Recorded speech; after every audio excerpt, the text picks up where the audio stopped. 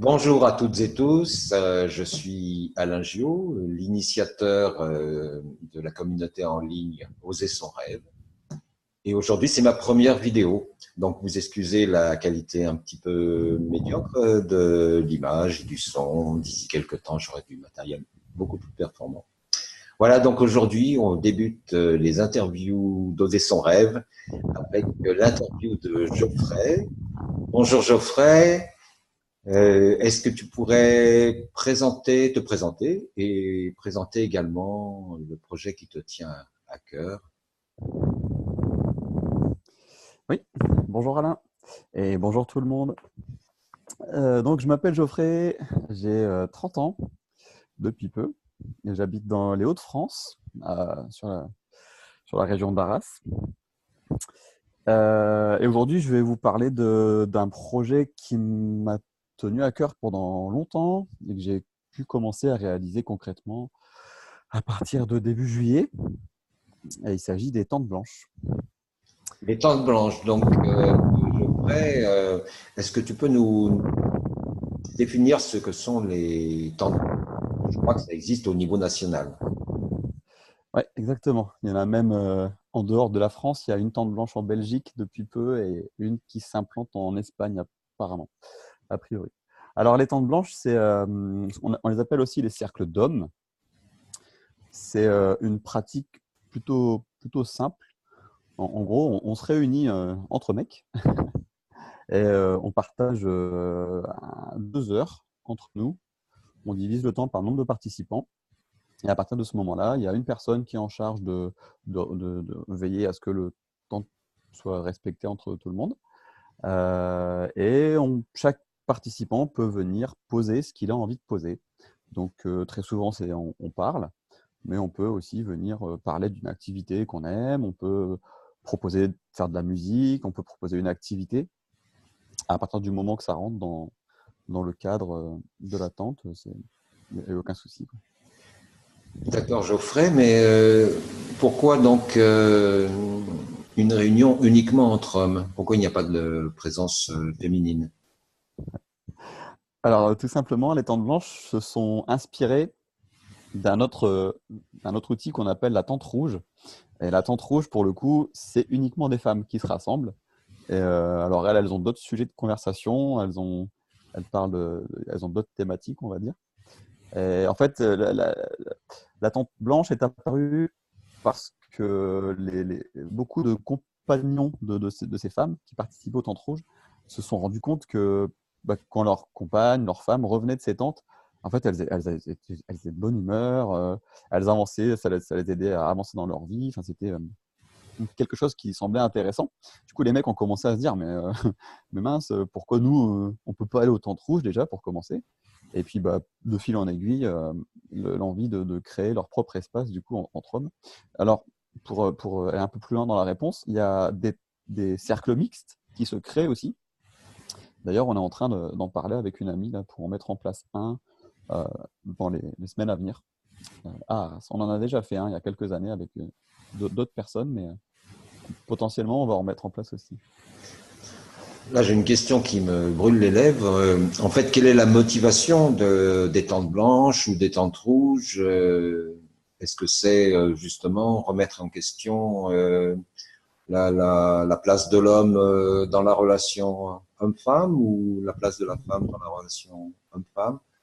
Euh, Est-ce que vos discussions, vous parlez foot ou alors vous parlez vraiment plus profondément de conditions masculines et de comment sera l'homme de demain? Alors, je vais répondre pour les tentes blanches, parce que voilà, les tentes rouges, j'y ai jamais participé, et même si j'ai eu quelques informations, c'est quand même pas mon rayon. Donc, en ce qui concerne les tentes blanches, en fait, il n'y a pas spécialement de sujet interdit. On essaye quand même de maintenir un moment qui soit, comment dire, axé sur la bienveillance, l'ouverture d'esprit, la tolérance. Après, à partir de ça, si quelqu'un a envie de parler de football, on parle de football. J'ai organisé une tente blanche pendant la fin comment, de la Coupe du Monde, là, en juillet, du coup. Et ouais, il y a un moment, il y a un mec qui a parlé de football, mais Alors, il y a quelque chose que j'ai pas dit pour expliquer la tente blanche. Il y a quelques règles dans la tente blanche. Et l'une des règles, en fait, c'est que quand un homme utilise son temps, les autres ne sont pas censés intervenir. C'est vraiment un temps qui est propre à la personne. Il l'utilise comme il le souhaite. Et par exemple, s'il aborde un sujet et qu'un autre homme a envie de répondre, eh ben non, il va se contenter d'écouter. Par contre, si le mec qui parle a besoin d'un retour, d'une réponse, à ce moment-là, il ouvre la parole et les hommes peuvent répondre. Là, c'est sa décision. Donc oui, le foot, oui, complètement, c'est possible. Maintenant, c'est vrai que ce qui se passe le plus souvent dans la tente blanche, c'est que on se retrouve entre nous. C'est un espace assez sécurisé quand même. Ce qui se passe dans la tente blanche reste dans la tente blanche. On n'est pas censé aller discuter à l'extérieur de ce qui s'y est dit. Et du coup, ça crée un espace, comme j'ai dit, où on se sent en sécurité. Et la plupart du temps, les hommes vont plutôt aller en profondeur sur des sujets, par exemple, qui les pèsent sur le moment, ou même des sujets légers, mais qui ont beaucoup d'importance pour eux et qui n'arrivent pas à en parler à tout le monde parce que les gens autour d'eux ne sont pas spécialement attentifs. Voilà, au sein du cercle, on est là pour écouter. Genre. Enfin, je m'amuse souvent à dire que beaucoup de gens, quand je parle de cet outil à mon entourage, ils me disent oui, c'est un cercle de parole. Et c'est une petite blague, mais je leur réponds souvent, en fait, ça ressemble plus à un cercle de silence qu'à un cercle de parole. Parce qu'on parle, si on veut parler de notre temps, mais après, on fait qu'écouter au final. Du coup, ça travaille beaucoup l'écoute. Oui, c'est un cercle donc d'écoute, un cercle de partage, mais la motivation du départ, je crois que les premières tentes blanches sont apparues dans le Languedoc, euh, donc ce serait intéressant de savoir quelle était la motivation de départ. D'accord, des cercles d'écoute, des cercles de partage, mais pourquoi cette nécessité en fait de créer ces tentes blanches? C'est que ça correspondait à un manque, à quelque chose qui faisait que l'homme se sentait perdu, isolé. Tu peux m'expliquer? Ouais. Alors, je ne suis pas spécialiste de l'histoire de la Tente Blanche, parce que voilà. Je sais que c'est Christophe Moulier qui l'a créé avec trois amis, il me semble. Voilà. Donc, ils ont créé un réseau qui s'appelle Tente Blanche, tout simplement. Donc, oui, comme tu me disais, il y en a beaucoup plus dans le sud de la France que dans le nord. Là, sur Arras, c'est la première. Au nord de Paris, je pense que c'est la première qui s'ouvre, que j'ouvre du coup.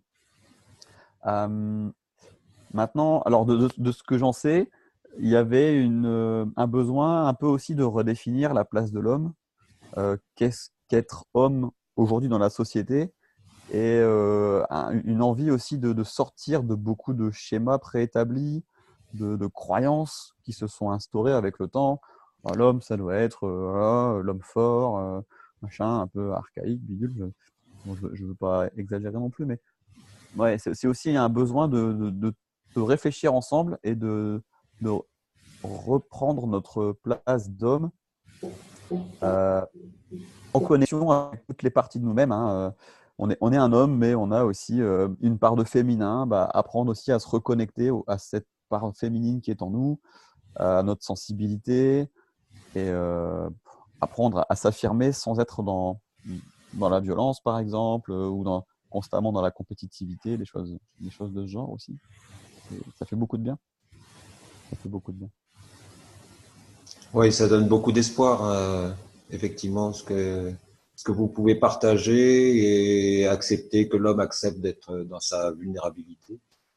Ça me Ouais. semble intéressant pour redéfinir les relations hommes-femmes, voilà, de demain. Complètement, complètement. C'est vrai que le fait le fait parfois de simplement d'entendre un homme qui va parler de ses difficultés ouvertement, parce que ça arrive quand même fréquemment dans les tentes. Il y a un homme qui s'ouvre et qui dit: oh là là, moi en ce moment, c'est pas la joie, quoi. Et alors souvent, ça passe de sincérité à petite blague du genre mais tout va bien, tu vois, des trucs. Bon, ça c'est sur l'instant, mais mais oui, oui, c'est vrai que toutes ces discussions, toutes ces rencontres entre hommes, ça fait réfléchir aussi. Ça montre que il n'y a pas que notre réalité qui existe, même si il n'y a pas besoin spécialement de faire une tente blanche pour s'en rendre compte. Mais on va un peu plus loin dans la démarche, je pense, et il y a cette forme d'écoute qui est très présente. Et par exemple, le lieu où je suis allé découvrir concrètement la tente blanche, c'était un festival qui s'est tenu, du coup, c'était fin mai, dans l'Hérault, qui s'appelle Rencontre du masculin sacré. Et il se tenait en parallèle à un autre festival qui s'appelle Rencontre du féminin sacré. J'ai bien dit, masculin et féminin, ouais. Tout à fait. Et, j'ai eu un doute. Et en fait, donc c'était 4 jours, si je dis pas de bêtises, on était 4 jours entre nous. Bon, Exactement. t'étais là, hein, faut pas quand même. Mais c'est là qu'on s'est rencontrés. Et en fait, à la fin donc, de ces derniers jours, de ces 4 jours, on se rassemblait, les hommes et les femmes, dans une forme de communion, quelque chose de beau, quoi. C'était un sacré moment aussi. D'ailleurs, il y en a beaucoup qui ont dit c'est dommage qu'on reste qu'une seule journée ensemble parce qu'en fait, on a partagé des activités du coup ensemble aussi. Et ça change la donne, quoi. Et oui, chacun ayant eu des ateliers, ayant réfléchi, les hommes d'un côté, les femmes de l'autre. Du coup, c'est vrai que la rencontre après du dimanche, ça a été une très très très belle cérémonie, un très beau rituel de rencontre et de pardon aussi. Mm. Aussi. Donc je reviens au Tente Blanche, Geoffrey. Donc tu es membre de la communauté Oser son rêve, donc c'est pour ça que je débute aussi ces interviews avec toi. Et en même temps, les Tentes Blanches, je crois bien que c'est gratuit. Donc ce n'est pas, à proprement parler, une activité professionnelle. Donc voilà, est-ce que tu peux préciser un petit peu donc ton statut entre guillemets dans ce projet? Il y a un mot que j'aime beaucoup utiliser, c'est le mot facilitateur. Et je me vois vraiment comme quelqu'un qui facilite l'émergence du coup, des tentes blanches dans le nord de la France. Actuellement, du coup, j'ai commencé sur Arras. Alors oui, je confirme, hein, c'est complètement gratuit, il n'y a pas de question d'argent. La seule question d'argent qui peut apparaître, c'est par exemple pour que les tentes blanches puissent se tenir, par moment, il y a besoin de louer une salle pour rassembler tout le monde.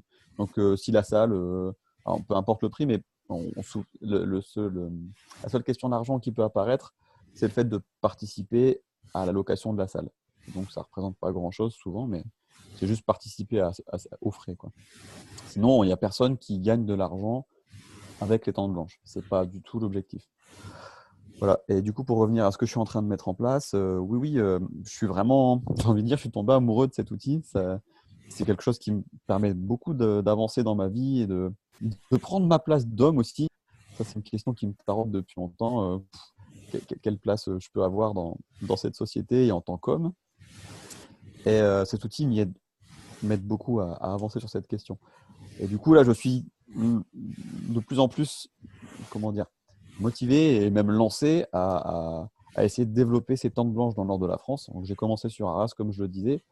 Et en fait, je propose aux personnes qui sont autour de moi, et dans toute la région à la limite, de leur expliquer ce qu'est la tente blanche et de leur proposer de venir en organiser une chez eux s'ils sont vraiment intéressés. Et après, c'est pas compliqué une fois qu'on en a fait une, c'est pas compliqué de prendre l'outil et de le dupliquer et d'en organiser soi-même. Il y a un site internet qui est très bien fait pour ça et qui explique qu'il y a une charte, il y a beaucoup d'explications, il y a des groupes Facebook sur lesquels on peut s'appuyer si on a des questions. Moi, je me mets complètement à disposition des personnes que ça intéresse aussi. Donc, Et justement, donc là pour nos auditeurs des Hauts-de-France, hein, je crois que la région où tu habites c'est les Hauts-de-France. Maintenant, c'est le nouveau nom qui rassemble Picardie, Nord-Pas-de-Calais, hein, c'est ça. Hein. oui. Et donc pour nos auditeurs des Hauts-de-France, comment ils peuvent te contacter si justement ils veulent participer à une tente blanche ou voire te demander d'en organiser une dans ton village, par exemple. Alors, j'ai créé une page Facebook qui s'appelle Tente Blanche Arras pour le coup. Ça évoluera peut-être le nom parce que je me rends compte que bon, voilà, ça pourrait aller pas plus loin qu'Arras, donc à voir. Mais pour le moment, c'est Tente Blanche Arras. Sinon, il y a mon profil aussi, Geoffrey Eke. Le plus simple, je pense, c'est de trouver Tente Blanche Arras. Je ne suis pas encore référencé sur le site officiel des Tentes Blanches, mais c'est une question de temps. À partir quand ce sera fait, vous pourrez aussi trouver toutes mes coordonnées sur le site tenteblanche.com. Vous tapez Tente Blanche sur Google et ça va. Bon. Ça Et va puis tomber. dans le groupe Oser son rêve, s'il y a des personnes intéressées, ils peuvent également mettre en commentaire sur le post Aussi. voilà, leur souhait, leur envie, leurs besoins. Voilà. Et je crois que aussi, là, parce que là, donc, c'est une activité qui n'est pas une activité professionnelle. Donc, bon, c'est vrai que nous sommes Oser son rêve, c'est un réseau de création d'activités en milieu rural, mais aussi de création d'activités professionnelles. Et je crois que tu as un projet là qui en est vraiment à son tout début, hein, une réflexion. Est-ce que tu peux nous en partager quelques bribes? Oui, bien sûr. Alors, je vais faire un bref retour en arrière. Je rentre d'un an de voyage à l'étranger et en France. J'ai pas mal bougé. Et je me suis rendu compte que le long de ces voyages, j'ai voyagé géographiquement, extérieurement, mais j'ai aussi voyagé énormément intérieurement. Et de fil en aiguille, avec les rencontres, avec certaines expériences, je me suis rendu compte que j'avais développé une certaine capacité à faire voyager les gens en eux-mêmes pour aller chercher des réponses à leurs questions. C'est quelque chose que je fais de façon assez naturelle. Rien que dans une discussion, en fait, il suffit que je sois à table avec quelqu'un et avec le temps, je me rends compte que j'ai une posture, une écoute, une ouverture aussi qui met en confiance les gens. Alors, je vais faire un parallèle avec la tente blanche. J'ai aussi réalisé que c'était une façon d'ouvrir un espace. Quand on crée une tente blanche, on ouvre un espace, voilà, qui est sécurisé, dans lequel on se sent bien, comme je disais tout à l'heure. Et progressivement, je me suis rendu compte que j'étais aussi en capacité d'ouvrir cet espace dans une relation visuelle, du coup, avec quelqu'un. Et du coup, je développe tout doucement une activité d'accompagnant. Je ne vais pas dire coach, parce que c'est un mot, je ne m'y retrouve pas vraiment dans ce mot-là, mais j'accompagne les gens à voyager en eux et à aller chercher les réponses à leurs questions. De façon très simple, c'est ce que je suis en train de mettre en place en ce moment. Voilà. Bravo. Bravo. Et tu comptes mettre en place cette activité prochainement? Tu te donnes combien de temps pour mettre en place, pour créer ce projet en fait? Alors là, en fait, je suis en train de... J'ai déjà fait quelques séances expérimentales, on va dire, pour m'essayer concrètement à la méthode que j'étais en train de mettre en place. J'ai eu des beaux retours. Et en fait, je m'appuie sur ces expériences pour créer des plaquettes, là, tout doucement, qui expliqueront du coup plus en détail mon activité. Il va falloir que je trouve un tarif aussi. Pour le moment, ce n'est pas le cas. Donc, dans un premier temps, ce sera ça. J'ai rendez-vous avec comment dire, une société de portage salarial aussi dans le coin qui va me permettre d'avoir un statut officiel. J'ai rendez-vous demain matin. Donc là, ça arrive très vite. Et puis après, je verrai pour tout ce qui est aspect communication, tout ça. Pour le moment, j'ai rien mis en place, mais j'attends d'avoir déjà la base. Et puis après, oui, il y aura certainement une page Facebook aussi, peut-être un site à terme, pas tout de suite, mais oui, en ce moment, j'en suis là. J'en suis là. Ben, c'est parfait. Bravo Geoffrey. Ben, je te souhaite et on te souhaite tous beaucoup de courage pour la mise en place de tes projets. Je te remercie beaucoup d'avoir partagé avec tous les membres de la communauté voilà, tout ce que tu vis en ce moment. Et j'espère que cela va faire boule de neige, que beaucoup d'autres membres de la communauté partageront aussi leurs témoignages. Voilà.